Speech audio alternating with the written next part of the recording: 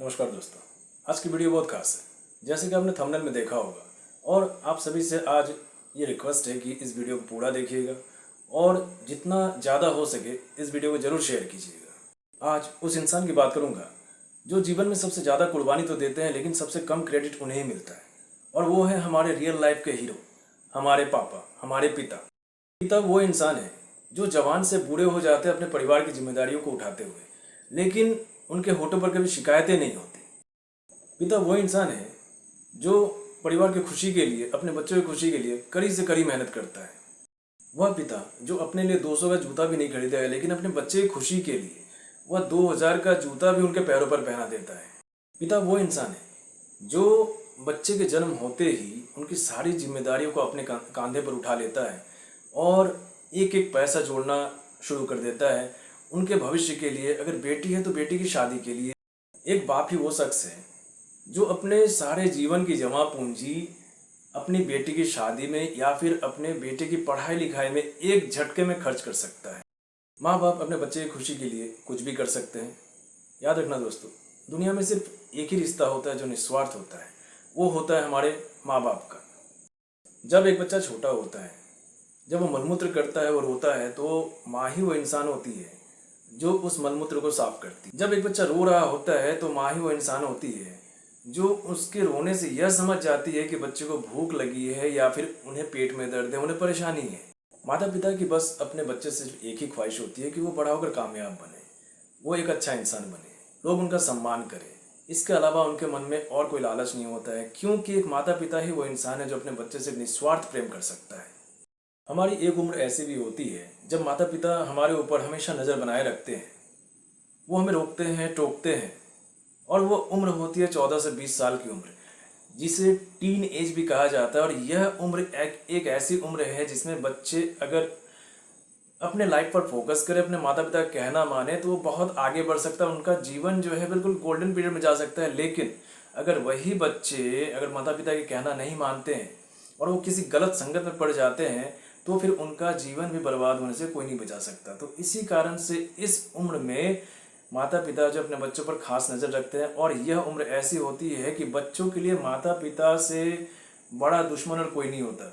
उनकी कोई भी बात उन्हें समझ नहीं आती। ऐसा लगता है कि वो उन्हें आज़ादी नहीं देना चाहते हैं। बच्चों को ऐसा लगता है कि माता पिता उन्हें आज़ादी नहीं देना चाहते, उनके आज़ादी को छीन रहे हैं। और बच्चों को जो है ऐसा लगता है कि जो उनके हक में जो बात करे तो उन्हें वही जो है सबसे बेहतर नज़र आता है कि नहीं, ये व्यक्ति बहुत अच्छा है।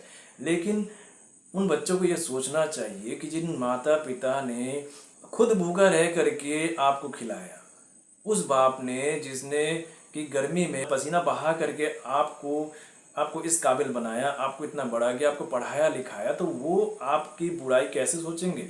वो आपका बुरा कैसे सोच सकते हैं? वो हमेशा चाहेंगे कि आप एक अच्छे व्यक्ति बने और आपका इस दुनिया में सम्मान हो, सभी आपका सम्मान करें। अगर आपकी सम्मान होती है, आपके नाम से अगर आपके पिता को जाना जाए, जो है अपने ऊपर वो गर्व महसूस करता है कि नहीं, मेरे बच्चों का सब कोई जान रहा है। ठीक है, तो इसलिए इस एज में माता पिता अपने बच्चों पर खास नज़र रखते हैं। आजकल के समय में स्कूलों कॉलेजों में सिर्फ किताबी भाषा की पढ़ाई होती है लेकिन मोरल वैल्यूज नहीं सिखाई जाती। 90% वो पढ़ाई होती है जो हमारे जीवन में लगभग काम नहीं के बराबर आती है, लेकिन वो 90% की पढ़ाई बिल्कुल नहीं होती है जो हमारे जीवन में हर एक कदम पर उसकी ज़रूरत होती है, जिससे हम संस्कार सीखते हैं, अपने माता पिता के साथ कैसे व्यवहार करना चाहिए वो सीखते हैं, और दूसरों के साथ हमें कैसे व्यवहार करना चाहिए, कैसे बात करनी चाहिए, उन्हें कैसे सम्मान देना चाहिए, वो सीखते हैं। लेकिन उस 90% की पढ़ाई वो रह जाती है, वो नहीं हो पाती है। वो होती मोरल वैल्यूज़ की पढ़ाई, वो नहीं हो पाती है। और उसी का नतीजा है कि आज आप देखेंगे कि आज के बच्चे बहुत अच्छी अच्छी जॉब तो ले लेते हैं, वो जॉब ले करके वो विदेश में भी चले जाते हैं। कुछ बच्चे जॉब लेकर के शहरों में शिफ्ट हो जाते हैं और पीछे छूट जाते हैं तो उनके माँ बाप, वो वही गांव में एक छोटे से घर के अंदर वो दोनों बूढ़े व्यक्ति एक दूसरे का सहारा लेकर के एक साथ रहते हैं, उन्हें देखने वाला कोई नहीं होता। जबकि उस बच्चों को समझना चाहिए कि यही वो शख्स हैं, यही वो इंसान है जिन्होंने उन्हें पढ़ा करके इतना बड़ा बनाया, ये काबिल बनाया।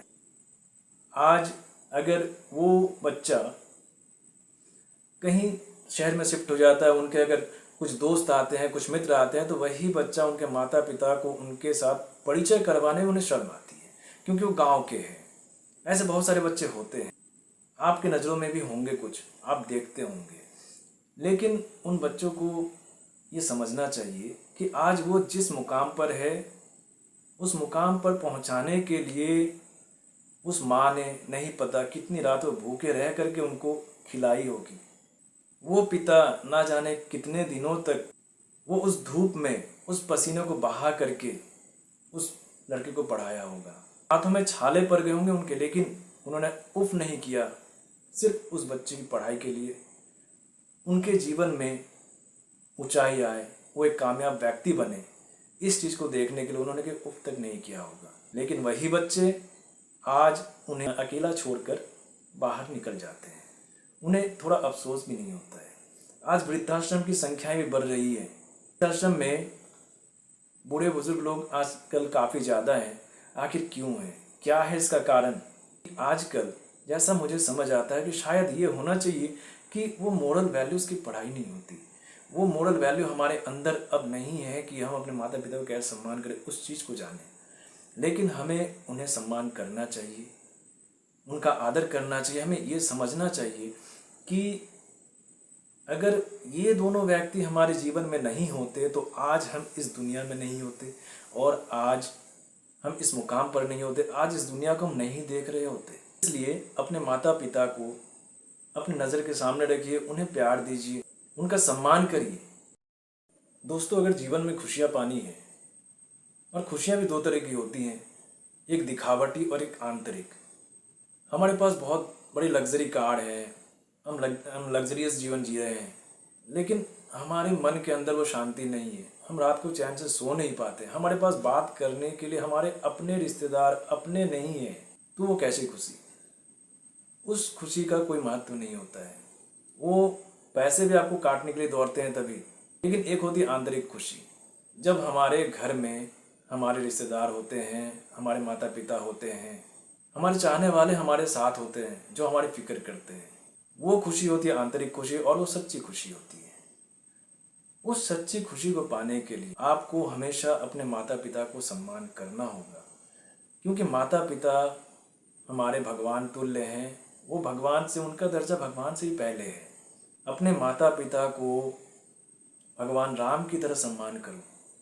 भगवान राम ने उनके पिता के कहने पर, उनके वचन को रखने के लिए उन्होंने उनकी राजगद्दी को, जो कि उनको उसके अगले दिन ही मिलने वाली थी, उन्होंने उस चीज़ को छोड़ करके उन्होंने 14 वर्ष का वनवास स्वीकार किया, और 14 वर्ष का वनवास उन्होंने काटा भी। उन्होंने एक बार अपने पिता को बोला तक नहीं, या फिर उन्होंने कभी आपत्ति नहीं जताई इस बारे में। उन्होंने सिर्फ पिता ने कहा, उन्होंने माना, और फिर 14 वर्ष के बाद उन्हें राजगद्दी मिली भी। भगवान राम से हमें सीखना चाहिए कि पिता का सम्मान कैसे करें, अपने पेरेंट का सम्मान कैसे करें। और अगर सम्मान सीखना है, सम्मान अगर देखना है, तो श्रवण कुमार से उसी को सीखना चाहिए, जिन्होंने कि उनके माता पिता के अंधे होने के बावजूद उन्होंने अपने माता पिता को कभी भी अंधे होने का एहसास नहीं करवाया। उन्होंने खुद उन्हें अपने कंधे पर बैठा करके उन्हें पूरा तीर्थ घुमाया, पूरा तीर्थ दर्शन करवाया। ऐसे होते हैं संस्कारी बच्चे, संस्कारी औलाद, जिससे कि माता पिता का जीवन धन्य हो जाता है। उस तरह के अगर बच्चे होते हैं तो उन बच्चों का भी जीवन धन्य हो जाता है। उन्हें एक संतुष्टि होती है। ये जो सेटिस्फैक्शन है ना, ये जब सेटिस्फैक्शन आपके मन में आएगी तो आपको समझ में आएगा कि ये आंतरिक खुशी कितनी अच्छी खुशी होती है, वो क्या चीज़ है। जब आप किसी का भला करते हो ना, तो आपके मन में एक वो आंतरिक खुशी आती होगी, जो आपको समझ आती होगी इस चीज़ को।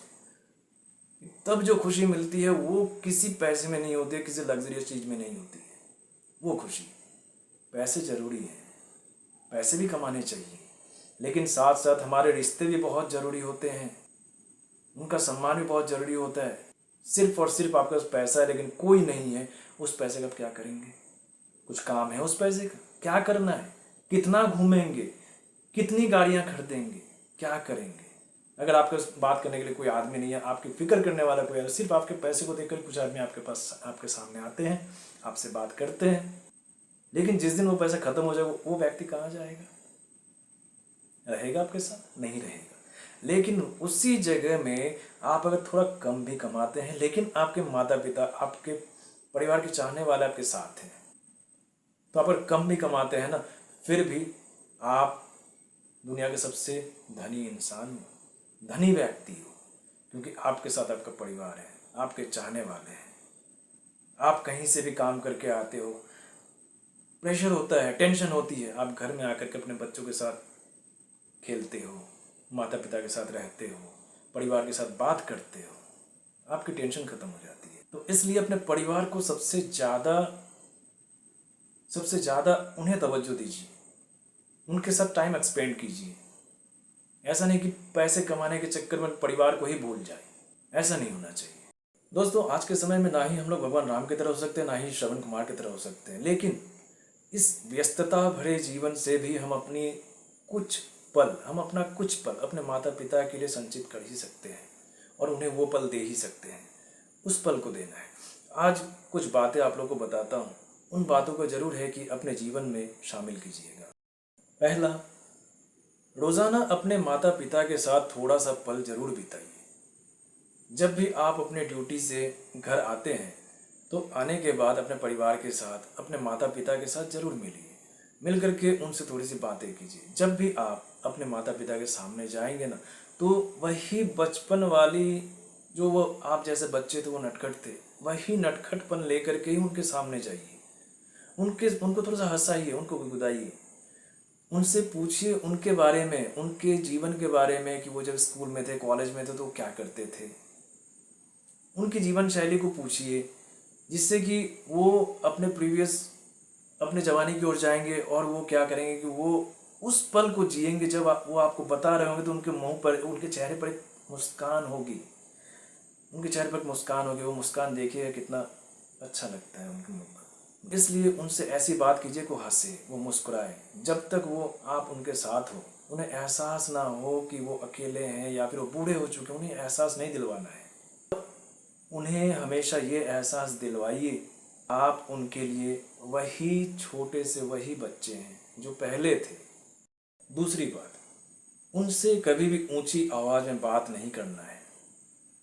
कभी मत कीजिएगा उनसे ऊंची आवाज़ में बात। उन्हें कभी ये फील मत होने दीजिएगा कि वो बूढ़े हो रहे हैं और आप जवान हो रहे हैं। उनके सामने आप वो बचपन वाले जो बच्चे थे ना, वही बनकर रहिए। वही आपके लिए और आपके भविष्य के लिए वही बेहतर होगा। कारण है क्या है कि हमने पहले भी कहा था, हमारे माता पिता हमारे भगवान होते हैं। उन्हें कभी ऐसा शब्द मत बोले कि उनकी आंखों से कभी आंसू निकले। उनकी आंखों से अगर आंसू निकलती है ना, अगर आपके वजह से, किसी बच्चे की वजह से अगर माता पिता के आंखों से आंसू निकल जाती है, तो उस आंसू का हिसाब वो भगवान लेता है। माता पिता हमें बहुत प्यार करते हैं। हम चाहे कितनी भी बड़ी गलती क्यों ना करें, कर देंगे, हमारे माता पिता हमें माफ़ कर देंगे। लेकिन वो जो ऊपर वाला है ना, वो देख रहा है, ठीक है। उनके हाथों से कोई नहीं बच सकता।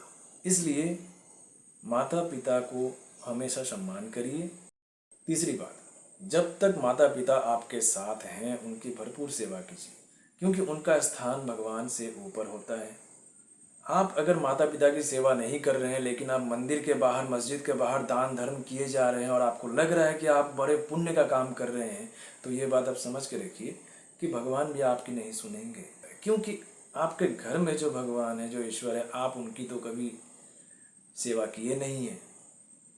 आप उन्हें तिरस्कार करते हैं, लेकिन आप बाहर आकर के दान पुण्य करते हैं कि लोग देखें। सिर्फ ये दिखावटी होता है, ठीक है। वो भगवान उसे एक्सेप्ट नहीं करते हैं। माता पिता की सेवा अगर सही ढंग से और अच्छे से उन्हें अगर कर देते हैं, तो आपका जीवन बहुत अच्छा होने वाला है। आप ये लिख कर लीजिए, क्योंकि भगवान सब देख रहा होता है। और वो जो व्यक्ति था, वो जो इंसान थे, जिन्होंने आपको सांसें दी है, आपको आंखें दी हैं कि इस दुनिया को आप देखो, आपने अगर उन्हें सही से सेवा की, उनकी सही से सेवा कर दी, तो भगवान उसी में खुश हो जाते हैं। जब भी आप काम करने के लिए बाहर निकलो, कोई शुभ काम के लिए निकलो, कहीं जा रहे हो, तो माता पिता के चरण स्पर्श करके तभी जाना चाहिए। बाय द वे भगवान को भूल भी जाओ, लेकिन माता पिता को कर लो। माता पिता ही हमारे जीवन के साक्षात भगवान होते हैं। उनकी सेवा सबसे बड़ी सेवा होती है, इसलिए उनकी सेवा में कोई कमी मत रखना। भगवान अपने आप खुश हो जाएंगे, आपका जीवन धन्य हो जाएगा। आपका जीवन जो है फिर ऐसा होगा कि आपके जीवन में खुशियाँ खुशियाँ होगी। भगवान वो भी द्वार खोल देते हैं, आपके आपके बंद दरवाजे को भी खोल देते हैं।